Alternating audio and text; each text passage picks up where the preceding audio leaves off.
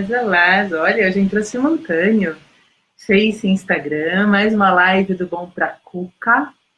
Aqui estamos, eu vou começar essa live um pouquinho mais cedo do que eu anunciei, porque o Theo tá mamando, então eu vou aproveitar que ele fica aqui tranquilão, daqui a pouco deve bater um sonão neste rapaz, e já que hoje a live aqui é só comigo, então eu tomei a liberdade de começar ela um pouquinho mais cedo, porque daí ela consegue ficar aqui para vocês acessarem. Quem estiver chegando e quiser ver para mim, Cadu, Val, ver se o áudio tá bom, se vocês estão conseguindo me escutar bem, se vocês estão conseguindo me ver bem. Gente, então, olha, essa live a gente vai falar sobre um tema que eu acho que é um tema delicado. A Andréia, que chegou aqui, a Elaine, bem-vindos todos. A ideia é a gente poder falar um pouco sobre mentira nas crianças. Aqui no Face eu coloquei isso, mas aqui no Insta não. Vamos falar de mentira? Vamos falar quando os pequenos pegam a gente meio que de calça curta. Ai, obrigada, Juliana, tá ouvindo bem, bacana. Vamos tentar entender um pouco o que é isso. Aqui no Bom Pra Cuca a gente sempre tem essa pegada da gente poder ter até uma concepção meio empática, né, com as crianças, assim, quando elas fazem essas coisas difíceis, e poxa vida, às vezes eles fazem umas coisas chatas, umas coisas difíceis, a gente tenta entender um pouco, a gente tenta ajudá-los, assim, compreendê-los, né, o que está acontecendo, por que será que eles estão fazendo aquilo, mas é claro que as coisas pegam na gente, né, e acho que mentira é uma delas, porque mentira tem um valor social muito expandido, né, então se o nosso filho está mentindo, isso pega a gente na curva, mas isso pega a gente mais amplo ainda, mais do que isso. Então vamos falar sobre mentira, mentira nas crianças. Se você acha que tem alguém que pode curtir, marca aqui. Hoje eu acho que eu consigo ver alguns comentários aqui pelo Face. Então, quem quiser comentar, quem quiser perguntar, e o que eu não der conta de responder agora, a gente pega e responde depois, a gente troca depois. Quem puder compartilhar, trocar essas informações é ótimo, a gente expande isso cada vez mais. Então vamos lá, né, gente? O que é mentira? A mentira é essa ideia da gente omitir ou faltar com a verdade. Né? Vamos ser bem simplista aqui nessa concepção do que é mentira. Então é isso, é alguma coisa que não traduz a realidade, que não traduz a verdade. Poxa, quando a gente está falando de criança, de realidade, de verdade, para as crianças, vamos começar a tentar entender essas crianças por fases? Até mais ou menos os 3 anos de idade, e daí eu estou falando assim, de 2 a 3 anos, as crianças vão começar a entrar numa fase de pensamento que é um pensamento mais imaginativo, um pensamento mais simbólico, aquelas coisas que eles conseguem imaginar um pouco mais. Aquele mundo de fantasia começa a tomar um peso mais significativo. Opa, fantasia, imaginações, essas coisas aí podem ser uma vertente, uma faceta que num determinado ponto pode aparecer como uma certa mentira, né? As crianças imaginam. E como as crianças imaginam, e nesse mundo simbólico de imaginação infantil, vamos pensar de novo nesse ponto aí de uns 4 anos de idade, mais ou menos, poxa, para eles, essa vivência subjetiva, essa vivência dessa imaginação, ela pode ser sentida como algo muito verídico. É disso que a gente faz de seres como Papai Noel, Coelhinho da Páscoa, Fada do Dente, né? Isso passa por esse imaginário infantil, né? Eles não ficam contestando aí dados de realidade. Depois dessa idade, poxa, depois dos 3, 4, 5 anos de idade, então vamos pegar 5 anos de idade, eles começam a ter um salto um pouco mais significativo. Eles começam a ter uma maior consciência de que aquilo que eles estão pensando pode ser diferente do que o outro está sabendo, do que o outro está pensando. Até essa idade, as crianças têm muito a ideia de aquilo que elas imaginam, aquilo que elas pensam, é o mesmo que o outro imagina, que o outro pensa, né? Então, nesse sentido, até mais ou menos os 5 anos de idade, esse mundo fantasioso, né, ele é muito mais nessa esfera do imaginativo, da fantasia, do que a gente entende como mentira, propriamente dito. Mas a partir dos 5 anos de idade, isso pode ter uma certa intenção, a intenção de ocultar aquela verdade do outro, né? E esse outro, geralmente, somos nós, adultos, nesse sentido. Mas eles são mal articulados, né? Assim, eles ainda não são safos o suficiente para terem essa mentira no jeito, né? Para terem essa mentira articulada a ponto da gente não desconfiar de que isso é uma mentira. Então, quando eles estão com 5 anos de idade, eles começam a ter uma certa intenção, mas eles não necessariamente são manipulativos, eles não estão fazendo isso de sacanagem, né? As crianças fazem muito um teste, tanto o teste das nossas competências, das nossas habilidades, do que a gente é capaz de sustentar das regras que a gente cria, por exemplo, mas eles também fazem testes de realidade, né? Eles querem verificar, quase que testar, se aquilo que você sabe é exatamente o que ele sabe, né? Se aquilo que ele sabe, se ele não te contar, se você vai conseguir saber aquilo. Então, há uma certa articulação cognitiva das crianças nesse sentido.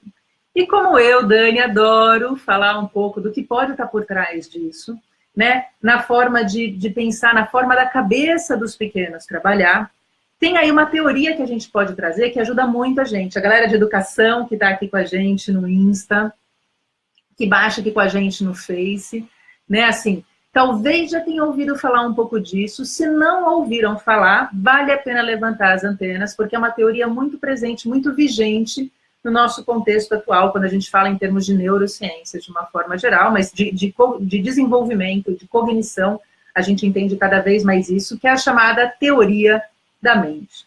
A teoria da mente, ela parte de um pressuposto inicial, de que a gente começa a adquirir ao longo do desenvolvimento essa consciência de que aquilo que o outro está pensando pode estar num estado mental diferente do meu. Então, por exemplo, quando eu vejo alguém e esse alguém olha para mim e faz aquela cara assim, tipo, eu falei alguma coisa, alguém faz aquela cara tipo, eu não sei até que ponto a pessoa está fazendo aquela cara, tipo, porque não gostou do que eu falei, ou porque ela está pensando, ela está articulando um pensamento não em relação a mim, não em relação ao que eu falei, mas algo do estado mental dela. Ela pode ficar, não sei se a ideia é mais ou menos essa, não é essa.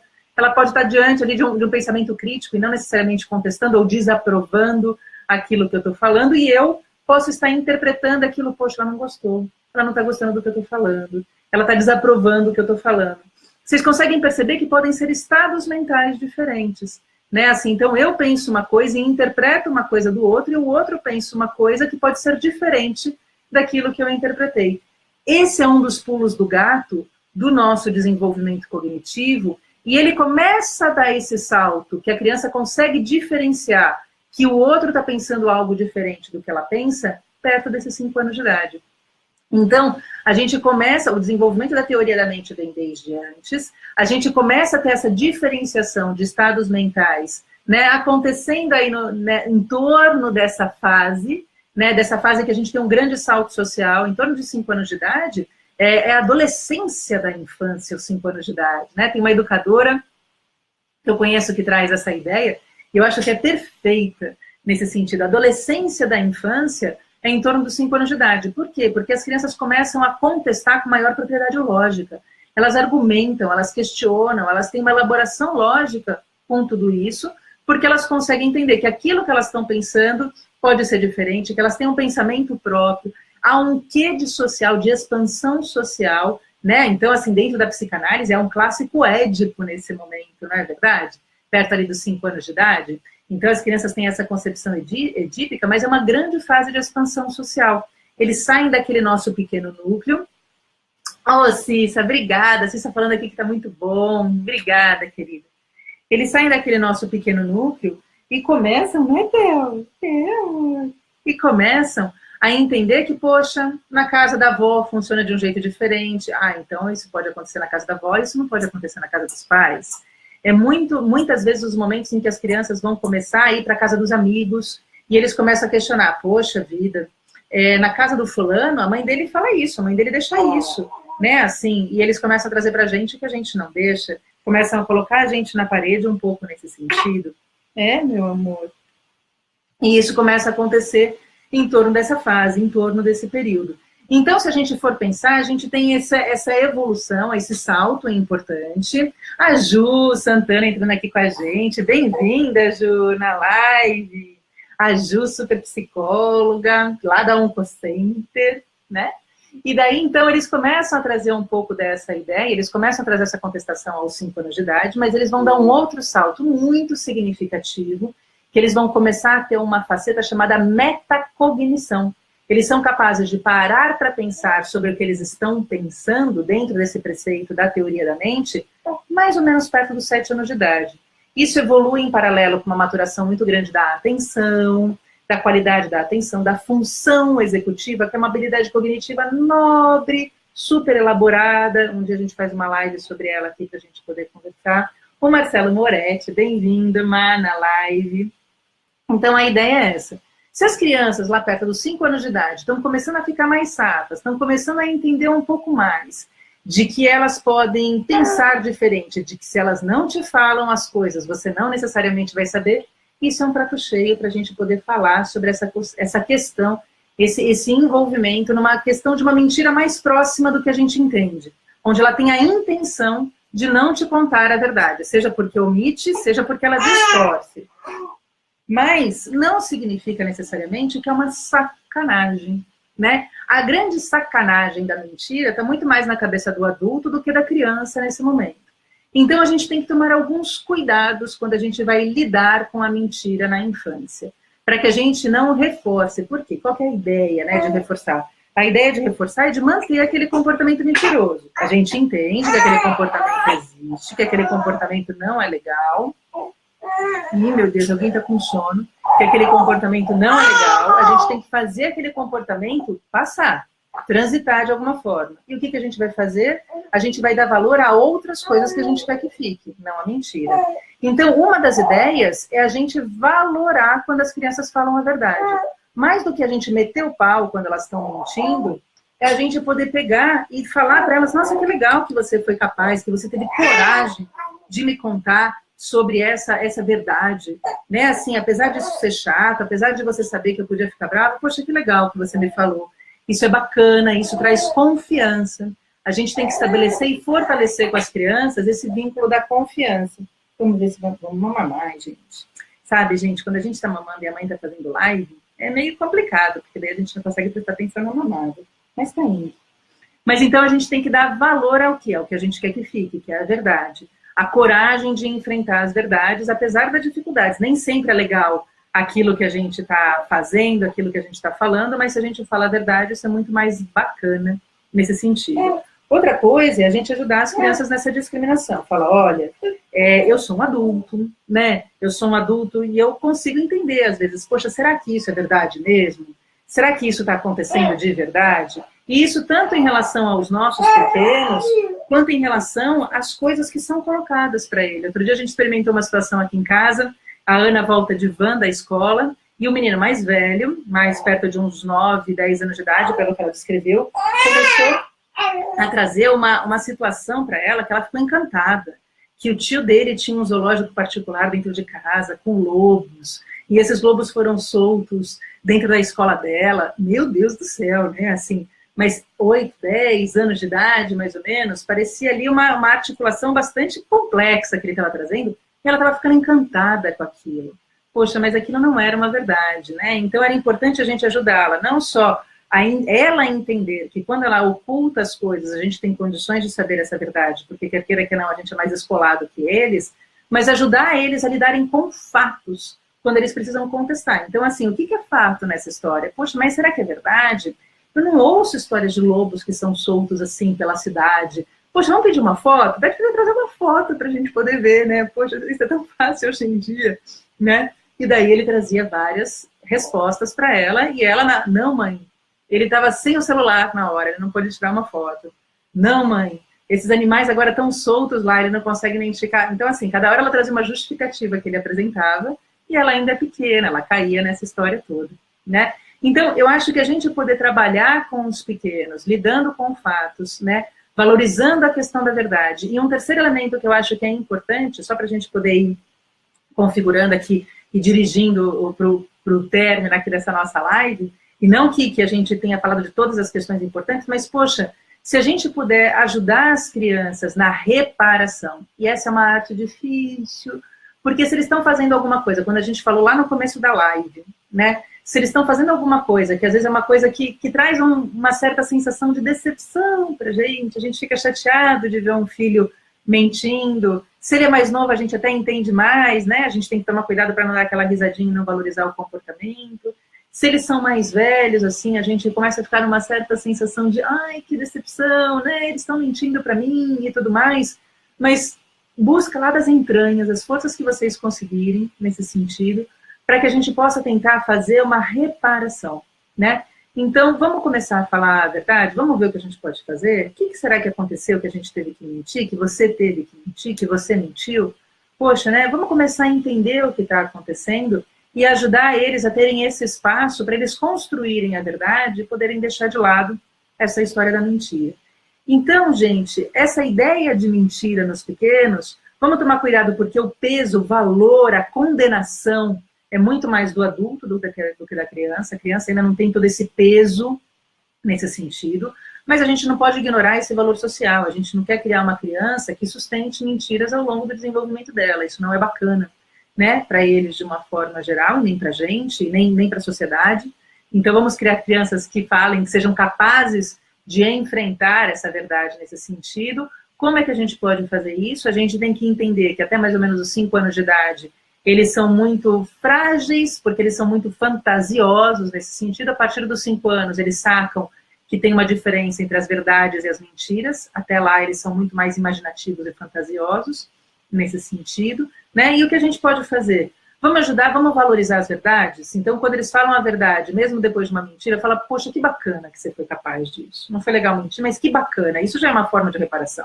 Ele falar uma verdade depois de uma mentira é uma forma de reparação, e a gente valorizar a verdade, a gente ajuda eles a fixarem muito mais na verdade do que quererem chamar a nossa atenção, digamos assim, porque pode ser uma das questões, né? Não que seja a única, mas pode ser uma das questões, chamar a atenção pela questão da mentira, nesse sentido, e vamos ajudar eles a discriminar, falar, olha, existem coisas que fazem a gente descobrir a verdade, essas coisas são fatos. Então, poxa, será que isso que estão contando, ou será que isso que você está me falando tem pé, tem cabeça? Vamos lidar com os fatos nessa história? Vamos discriminar o que pode ser verdade, o que não é verdade? Só para a gente poder estar sabendo. Então, a ideia, pessoal, é mais ou menos essa, né? Essa semana a gente vai falar um pouco sobre essas questões relacionadas a mentiras, digamos assim, no Bom Pra Cuca, só para a gente poder passar por esse tema. Mas vamos passar, vamos ajudar eles a passarem. Se isso acontece, vamos ajudar as crianças a passarem por isso, né? E muito mais do que esse quesito condenatório, muito mais do que achar que eles estão mentindo, achar que eles estão já a partir desse princípio, né? Assim, não, já está mentindo para mim, imagina, olha ali, calma, tenta entender a fase, tenta entender o que está por trás, para que a gente possa ajudá-los a passar por isso, certo? Nessa forma de tentar entender as crianças, ai, que papo gostoso, obrigada, Fabiana, que legal ouvir isso, é muito legal nas lives esses feedbacks, viu, gente, é muito gostoso, porque é um exercício muito solitário, a live, por mais que a gente queira ficar falando aqui para vocês, é muito sozinho esse negócio de live, nesse sentido, a gente que vem da sala de aula, a gente que vem do consultório, tem sempre o feedback imediato, mas vamos nessa, obrigada, Fabiana, mais uma vez, encantada com o seu comentário. E daí, então é isso. Se vocês curtem, tentar pensar um pouco mais como pensam as crianças, mais do que usar a cabeça de gente grande para entender as crianças, vamos tentar entender como funciona a cabeça das crianças para a gente poder articular com as crianças. Aí, gente, a gente escolhe a teoria que a gente quiser para criar filho, né? Se a gente vai ter a teoria do apego, se a gente vai ter uma teoria dentro de uma filosofia parental positiva, né? Aí, se a gente consegue pensar como criança, a gente elege a didática que a gente julga que é eficiente no ambiente da sala de aula, no gerenciamento de sala de aula com essas crianças, né? Se eu vou ter uma pegada mais construtivista, montessoriana, se eu vou ter uma pegada mais tradicional, não sei. Mas se a gente começa a entender como as crianças estão funcionando, se a gente entende como a gente funciona nessa jogada, a gente consegue escolher quais são os elementos que funcionam para a gente. E aí a gente consegue ter uma atuação bacana com os pequenos, seja enquanto pais, seja enquanto educadores, né? E nessa pegada de tentar compreender e elaborar a gente e os pequenos, nesse sentido, essa é a pegada Bom Pra Cuca. No Bom Pra Cuca a gente sempre está se cutucando. E aí, como é que a gente está pensando? Como é que a gente interpreta? Como é que a gente entende? E aí, como é que as crianças funcionam? Qual que é a fase do desenvolvimento? O que a gente pode considerar? Isso é pegada Bom Pra Cuca. Bom Pra Cuca Paz e Bom Pra Cuca Edu. Se vocês curtem, comentem, compartilhem, é isso que faz essas lives acontecerem, aparecerem, né? Nesse sentido, se vocês ainda não conhecem, deem uma espiada na página do Bom Pra Cuca Paz, no Bom Pra Cuca Edu que a gente tem no Face, nos nossos perfis no Insta, Paz e Edu que a gente tem. A gente tem um canal no YouTube que tudo isso que a gente faz de live, todos os vídeos que a gente coloca, que são das nossas produções, aqui dentro do Facebook, a gente sobe no YouTube e sempre tem muita coisa acontecendo por lá. E se vocês querem saber mais coisas ainda, www.bompracuca.com.br, que lá ainda tem um monte de coisa para acontecer. Certo? Obrigada pelo carinho, obrigada pela presença, obrigada pelos emojis fofos, pelos comentários queridos. Obrigada. E qualquer coisa, gente, comenta agora, comenta depois, que a gente pega e aciona aqui, a gente responde vocês a hora que for necessário. Combinado? Um beijo grande e obrigada mais uma vez. Eu vou parar primeiro no Insta, que eu me perco mais, depois eu paro no Face, tá bom? Um beijo.